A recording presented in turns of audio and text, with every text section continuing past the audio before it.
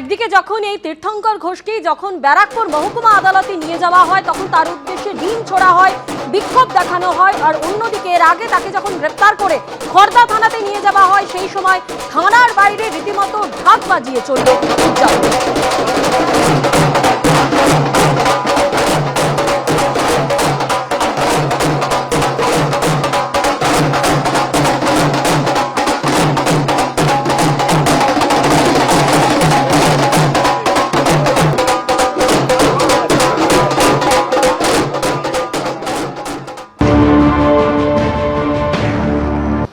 এই ছেলেটা যতটা ক্রিমিনাল, বাবা তার থেকে বেশি ক্রিমিনাল। বাবা যতদিন ধরা না পড়বে ততদিন, কারণ বাবাই আমার মেয়ের মৃতদেহটাকে, ওর বাবার এখন যে চেয়ারম্যান সোমনাথ দে, সঞ্জীব মুখার্জি, এরাই সমস্তটা তথ্য প্রমাণের লোপাট, শেষ লোপাটটা এরাই করেছিল। এই এদের বিরুদ্ধে আমার যেমন অভিযোগ রয়েছে, তাছাড়াও এরা বাবা ছেলে মিলে, সঙ্গে চেয়ারম্যানও যুক্ত, পানিহাটিতে সমস্ত পুকুরগুলো ভরাট করে সেগুলোতে বড় বড় বিল্ডিং বানিয়েছে প্রমোটারদের দিয়ে, কারো জমি দখল করে নিয়েছে, কোনো জায়গায় স্কুলটা দখল করে নিয়েছে। এদের দুর্নীতি শেষ নেই, পানিহাটিটাকে এরা শেষ করে ছেড়েছে।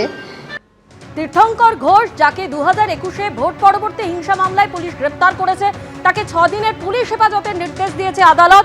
তার বিরুদ্ধে একাধিক অভিযোগ রয়েছে। এক গাড়ির চালকের থেকে কোটি টাকা জেতা লটারির টিকিট আত্মসাৎ করারও অভিযোগ রয়েছে এই তীর্থঙ্কর ঘোষের বিরুদ্ধে। পানিহাটির প্রাক্তন তৃণমূল বিধায়ক নির্মল ঘোষ, তার বিরুদ্ধেও কিন্তু এই অভিযোগ উঠেছে। একই অভিযোগে গ্রেপ্তার হওয়া পানিহাটি পুরসভার 13 নম্বর ওয়ার্ডের তৃণমূল কাউন্সিলর জয়ন্ত দাসের বিরুদ্ধেও। ঘটনায় সুশান্ত সরকার নামে এক হোটেল মালিককে গ্রেপ্তার করেছে খড়দা থানার পুলিশ। পুলিশ সূত্রে খবর, ঘটনাটি ঘটে 2024 সালের নভেম্বর মাসে। কল্যাণী এক্সপ্রেসওয়ের ধারে একটি হোটেল মালিক সুশান্তর গাড়ি চালাতেন এক ব্যক্তি। তিনি লটারিতে 1 কোটি টাকা জেতেন। তা জানতে পেরে তাকে নির্মল ঘোষের বাড়িতে নিয়ে যান সুশান্ত। সেখানেই আগ্নেয়াস্ত্র দেখিয়ে মারধর করে লটারির টিকিটটি কেড়ে নেওয়া হয় বলে অভিযোগ ওঠে। পালাবদলের পর পুলিশের কাছে অভিযোগ দায়ের করেন গাড়ির চালক।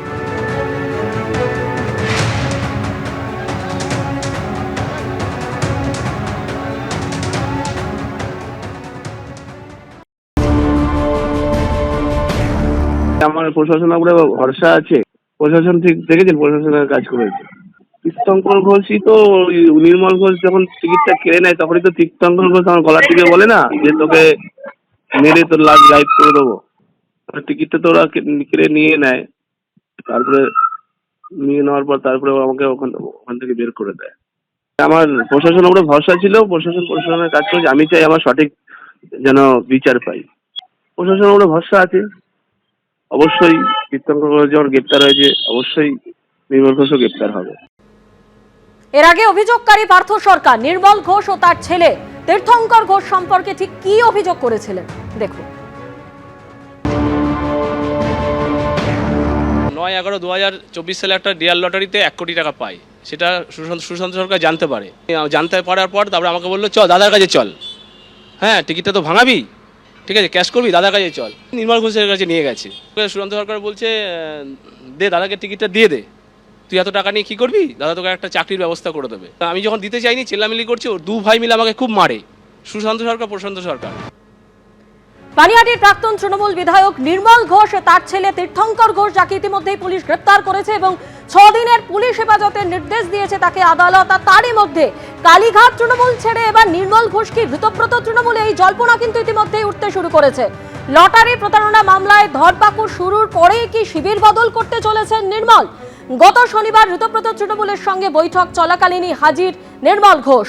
আমন্ত্রণ জানানো হয়েছিল বলেই বৈঠকে এসেছি, ঋতব্রতর সঙ্গে কথা হয়েছে, আবার কথা হবে, দাবি পানিহাটির প্রাক্তন তৃণমূল বিধায়ক নির্মল ঘোষের।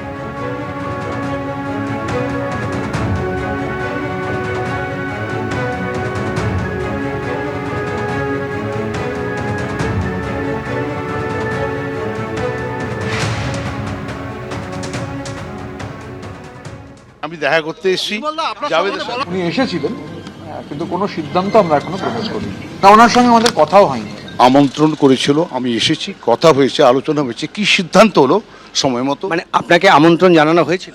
না হলে আমি এখানে চলে এলাম, মিটিংয়ে চলে গেলাম। আপনার সাথে ঋতব্রত বন্দ্যোপাধ্যায়ের আলাদা করে কথা হলো? আমরা দেখলাম আরো যে বেরিয়ে গেল উনি। হ্যাঁ, কথা হয়েছে, আবার কথা হবে, একটু পরে আবার কথা হবে। হঠাৎ করে নির্মলবাবুকে দেখে, মানে নির্মল ঘোষকে দেখে, পানিহাটির প্রাক্তন বিধায়ক, তো আমি একটু অবাকই হয়েছিলাম। তা প্রথমে ভেবেছিলাম ওই যেখানে আমাদের মিটিংটা হচ্ছিল ওখানে খুব জনপ্রিয় একটা রেস্টুরেন্ট রয়েছে, আরও নানান ধরনের অ্যাক্টিভিটিস হয়, স্পোর্টস অ্যাক্টিভিটিস, সোশ্যাল অ্যাক্টিভিটিস, বহু লোক যান। আমার মনে হয়েছিল নির্মলবাবু বোধহয় ওখানে কোথাও গেছেন, তো এখানে চলে এসেছেন, কারণ উনি আমন্ত্রিত নন, আর এখানে কারা আসবেন সেটা স্পেসিফাইড।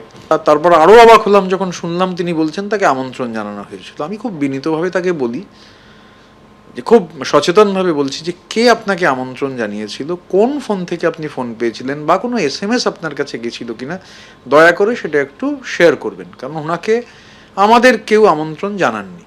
এখন আবার দেখছি উনি গল্পের গরু গাছে তুলে বলছেন আমার সঙ্গে মিটিং হয়েছে। তো ওখানে এভরিথিং ইজ পাবলিক, মানে মিটিং হয়ে যাওয়ার পর সবাই ছিলেন। স্বাভাবিকভাবে আমার মনে হয় যে উনি এটা উদ্দেশ্য প্রণোদিতভাবে এটা করার চেষ্টা করছেন। এবিপি আনন্দ, এগিয়ে থাকে, এগিয়ে রাখে।